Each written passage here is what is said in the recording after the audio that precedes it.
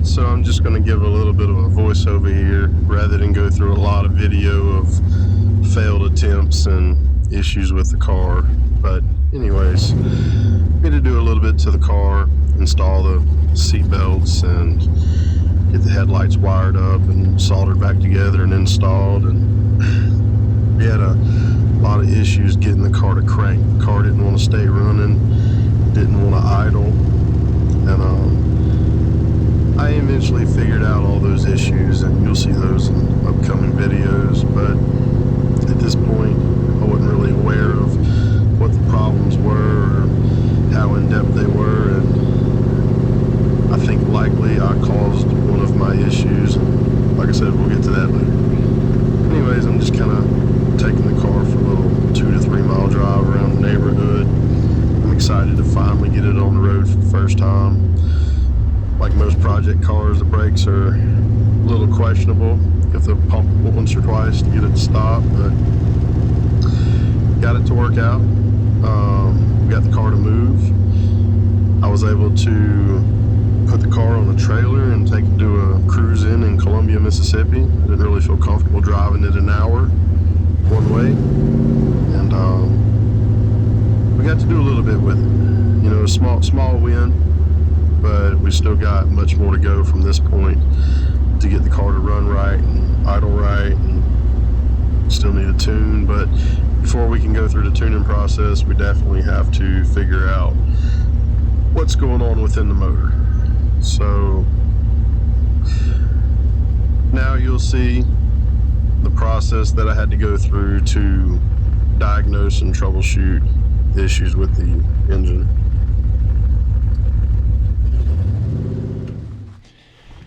So today I took the car for a little test drive, and I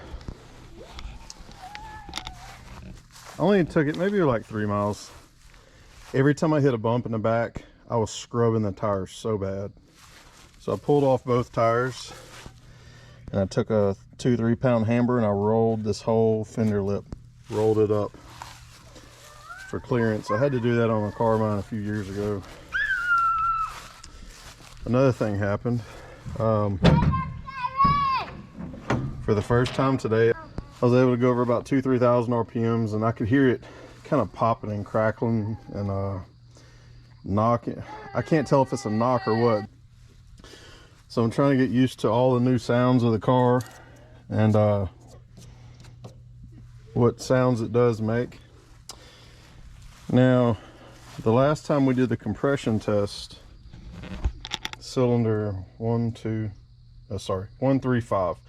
5 was low, it was like 50-60 pounds, while everything else was around 180. You can see there's some bluing on that one runner, not on any of the other 7. So my suspicion was that the reason I had low compression was because the exhaust valves are so just gunked up or covered in carbon, and I don't know if it's from a valve seal where oil's coming from the top of the head and dripping down the valve and building up, or what. But I think that exhaust valve is not closing all the way, and that's where I'm losing compression at. So I'm gonna have to do a leak down test. I was hoping it would kind of clear up once I kind of heat cycled the engine a few times. But I think that if I'm getting that discoloration there, that we have some blow by straight heat coming out of the cylinder because the valve's either burned up or not closing all the way. So once we fix this brake booster situation, I think the best thing to do is just, I mean, we have to do this before we can go get it tuned. We're gonna have to pull some of these accessories, pull that brake booster out, and pull that valve cover, make sure we don't have like something going on with the rockers, and then probably have to pull the head. Car today. I'm not sure how great this stuff works. I've used it for years, but I've always kept good maintenance on my vehicles. But I put a can of Seafoam in the car, the Volvo. Maybe that'll help keep the injectors clean, or even maybe clean them up some more.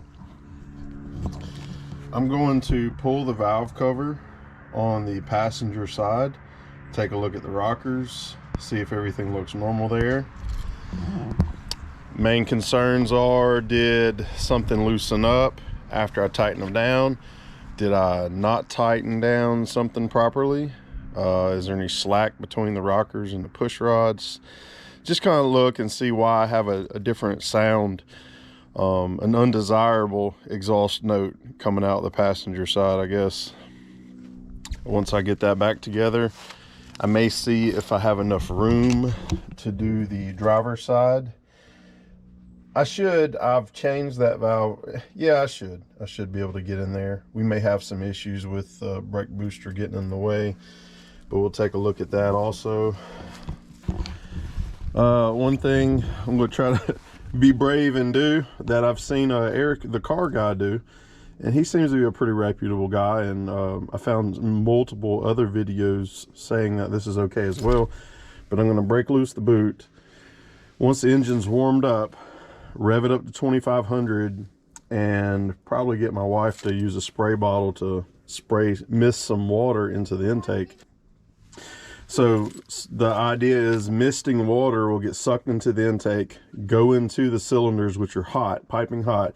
It's going to instantly steam up the cylinders and steam clean the carbon and drive it out of the exhaust.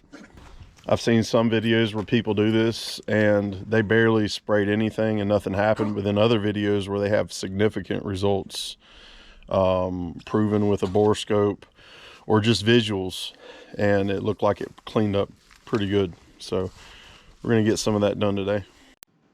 Please like, comment, and subscribe. Let me know what you think I might run into.